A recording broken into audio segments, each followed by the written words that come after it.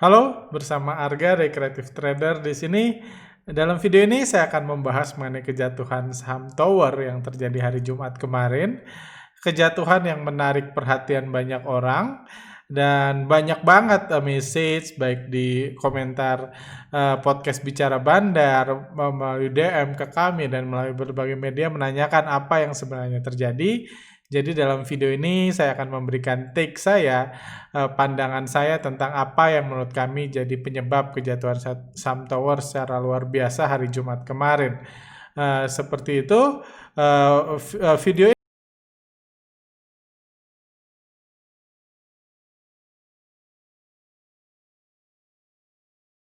ya, tentunya banyak dari kita yang udah follow Instagram kami. Ingat kalau hari Kamis pagi lalu kami buat post seperti ini. Saham yang diurus keluarga baik-baik. Ini tujuan kami memberikan post ini berupa edukasi dan ini isinya. Saya bacakan dulu mungkin sedikit. Terkadang memilih saham itu sama seperti memilih pegawai atau partner kerja.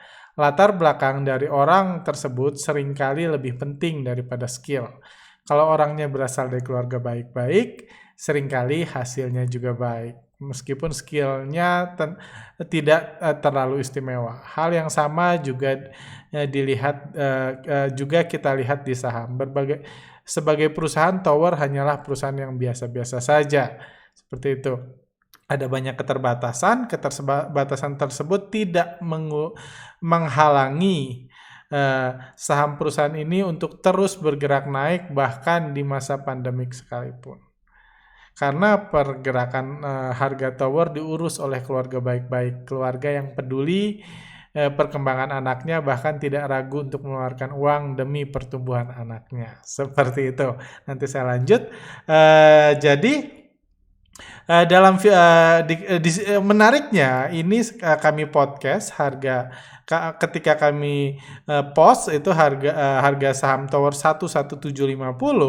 Menariknya nggak lama setelah itu jatuh dan kemarin hari Jumat udah ditutup di 1080, udah turun 10% lebih kayak gitu. Dan itu tentunya banyak membuat banyak yang bertanya ke kami. Ada yang bilang, wah, kami ini antek-antek bandar, kami merekomendasikan saham Tower supaya bandarnya bisa jualan saham Tower.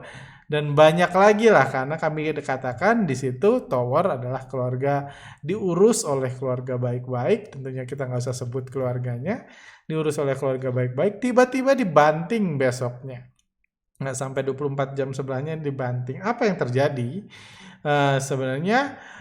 Tapi tentunya kita harus mengerti di sini outflow Tower misalnya. Kenapa saham Tower jatuh? Sebenarnya sangat sederhana, karena asing jualan 926 miliar di pasar reguler. Seperti itu. Jadi itu alasan jatuh. Dan untuk jualan sebanyak ini, kalaupun saya antek-antek bandar, nggak cukup cuma saya.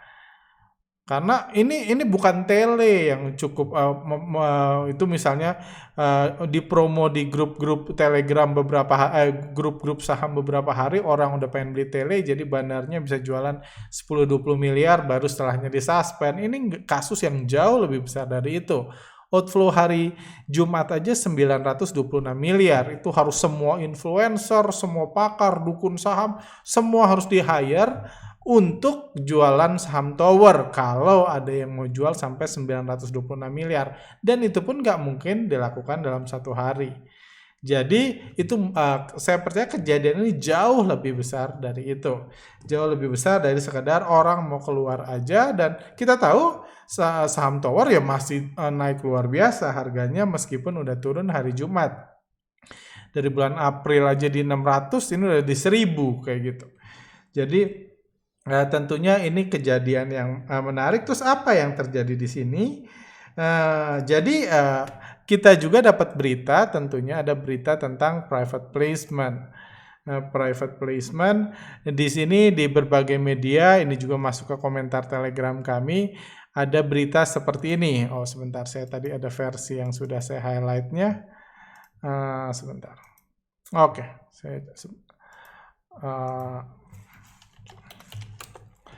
Oke, di berbagai media keluar berita seperti ini. Oh, sebentar. Continue.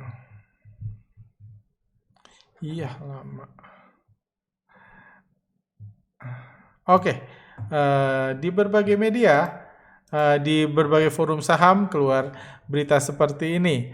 An undisclosed holder selling 2,75 billion dari ini saham tower 2,75 billion lembar saham tower di harga 1.040 each. The seller is offering shares. Jadi ada seseorang yang nggak bisa disebut namanya menawarkan barangnya saham tower di harga 1.040 sebanyak 27,5 juta lot saham tower. Ini dirilis hari Kamis sore. Hari Kamis sore oleh Julia Fioretti. Ini salah satu wartawan cukup terkenal di Bloomberg, kalau nggak salah sebelumnya di Reuters. Terus ini JP Morgan is the sole broker runner. Ini jadi intinya apa? Berita ini ada yang mau menawarkan saham tower seharga 1.004 di harga 1.040 sebanyak 27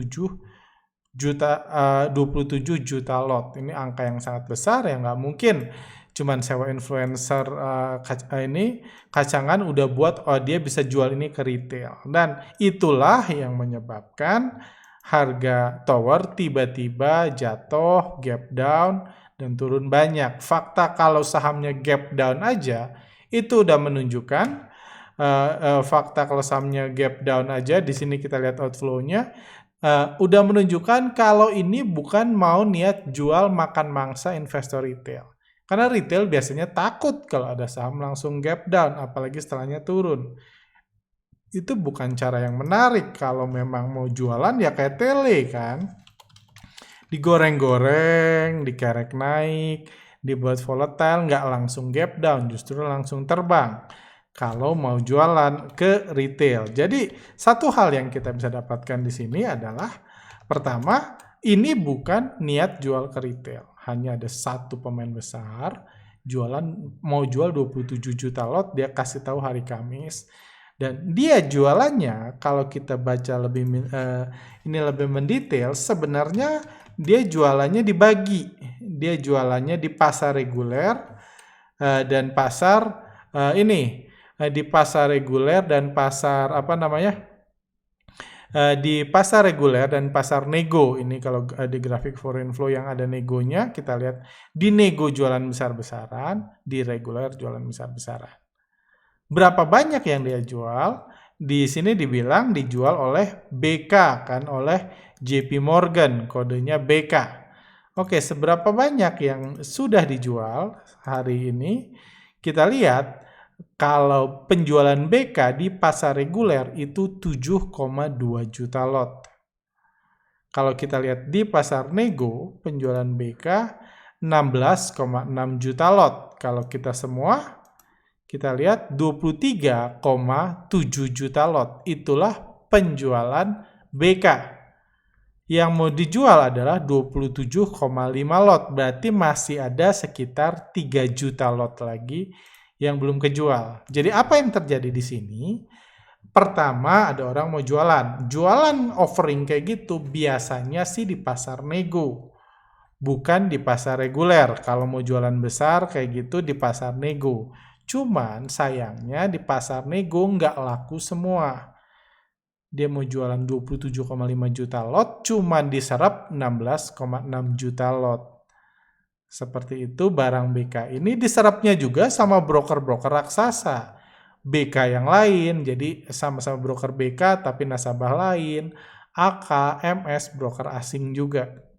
Yang menyerap investor asing juga. Baru sisanya, karena masih sisa sekitar 10 juta lot, 11 juta lot ya, kalau 27 dijual di pasar reguler. Di pasar reguler sendiri yang beli ada SQ, ada MG. SQ kita tahu ini BCA Sekuritas, tentunya sangat dekat dengan keluarga baik-baik yang mengurus harga saham Tower. Ada MG juga bukan broker retail, ada broker retail juga, ada YP, ada PD, YB bukan, RX, AK, KZ, broker-broker ini pun jadi penyerap. Kalau kita netkan aja.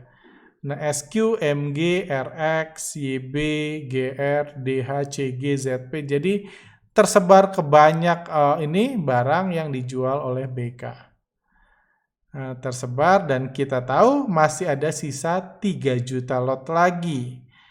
3 juta lot lagi, jadi mungkin nanti hari Senin harga sahamnya masih bergerak turun lagi karena barangnya belum dijual semua, masih sisa 3,7 juta lot kalau menurut berita dari Julia Fiorati mau jualnya 27,5 juta lot.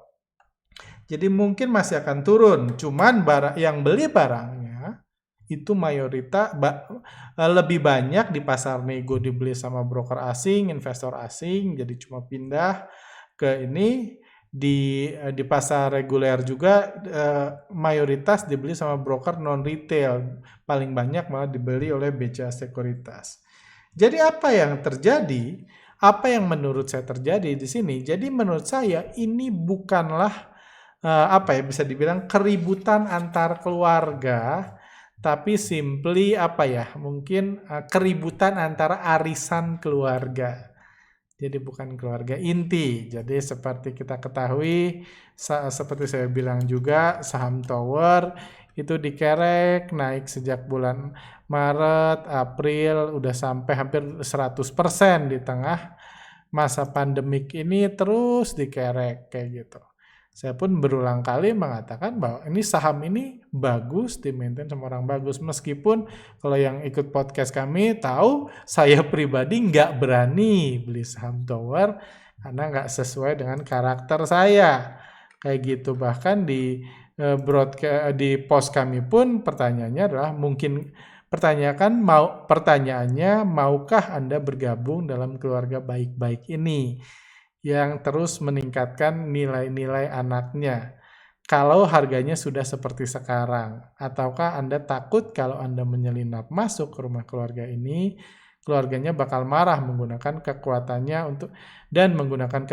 untuk mengusir Anda dari rumah keluarga ini. Jadi tentunya ini tadinya merupakan saham keluarga bahagia yang terus dikerek naik, tapi kemungkinan besar di dalam keluarga itu bukan cuma ada keluarga inti, ada sebagian saudara jauh, teman dekat, dan lain-lain yang masuk dalam arisan keluarga itu sama-sama ngebesarin anak yang bernama Tower ini.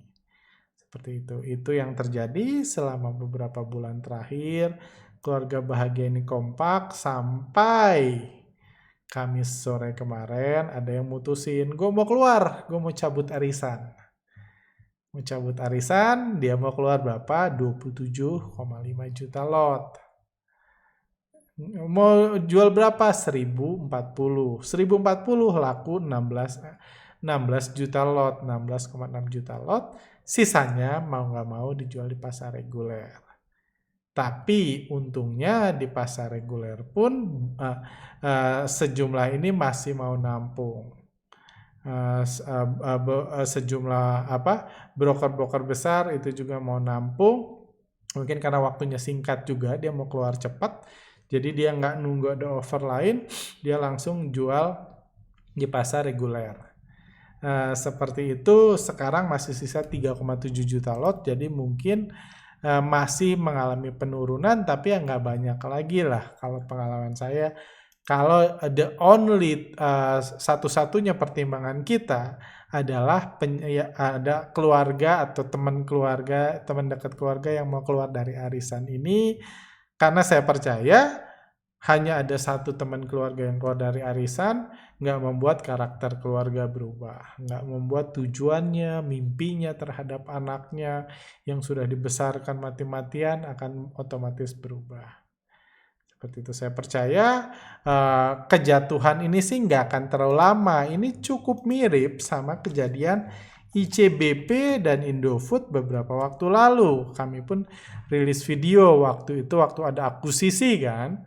ada berita akuisisi, labanya itu tiba-tiba dibanting. Waktu itu para YouTuber, komentator saham udah banyak banget yang setengah mati cari alasan kenapa waktu ada berita akuisisi itu Bandar ngebanting harga ICBP. Waktu itu saya buat video, saya bilang ini simply ada pemain besar yang lagi keluar.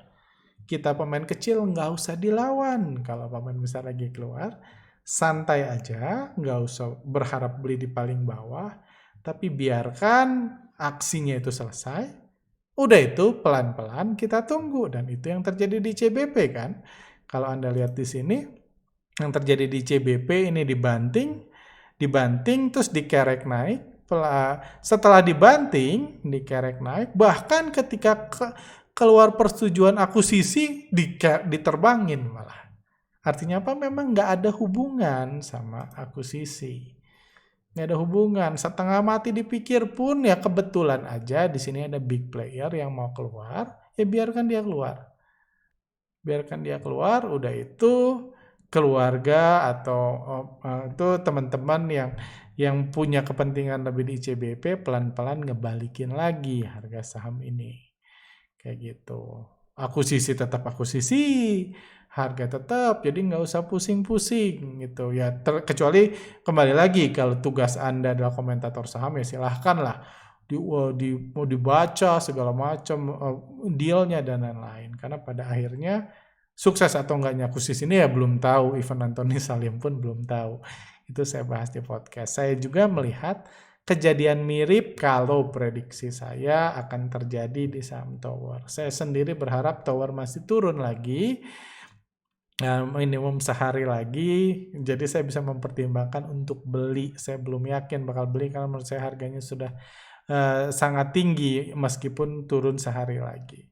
Cuman itu prediksi saya untuk Tower. Yang pasti saya lihat hanya karena orang keluar dari arisan keluarga, seperti di saham Tower ini yang kejadian, menurut saya itu nggak merubah karakter dan tujuan keluarga dan mimpi-mimpinya pada anaknya tersebut. Kayak gitu. Mudah-mudahan Anda ngerti apa yang saya katakan. Cuma ya itu aja salah satu masalah satu-satunya untuk ngebalikin harga Tower adalah banyaknya orang-orang di luar ini, orang-orang di luar keluarga yang masuk kayak gitu kan. Banyak penyusup-penyusup yang menyelinap masuk ke rumah keluarga karena kejatuhan Tower hari Jumat kemarin. Itu yang seringkali butuh ini dulu lah, dibersihin dulu biar keluarganya bisa jadi keluarga bahagia lagi, dan keluarga baik-baik, keluarga bahagia tanpa terlalu banyak orang-orang non keluarga yang masuk ke dalam rumahnya. Kayak gitu. Jadi mungkin yang retail kalau mau cepat naik harganya ya jualin aja barang yang Anda beli. Kayak gitu. Karena saya percaya kalau barang udah dimiliki keluarga lagi, dia akan dengan leluasa lagi membesarkan anaknya. Ya tentunya kembali lagi kan, kita bisa adu sabarkah, adu pintar, adu ini. Cuman saya pribadi nggak merasa khawatir hal yang begitu besar akan terjadi, bahkan kejatuhan seperti ICBP dan Indofood waktu ada big player keluar akan terjadi di Tower kalau mempertimbangkan informasi di mana ada yang mau jual, ada orang yang mau ini jual 27 juta lot, dan di sini dikatakan juga the seller will no longer hold any shares after transaction complete. Jadi simply orang mau keluar dari arisan keluarga Tower tersebut. Oke, seperti itu aja. Mudah-mudahan bisa dipahami, mudah-mudahan menjawab pertanyaan Anda. Itu pandangan saya tentang kejatuhan saham Tower. Semoga berguna. Silahkan like kalau Anda suka, atau kalau Anda punya pertanyaan bisa dimasukkan ke kolom komentar. Thank you.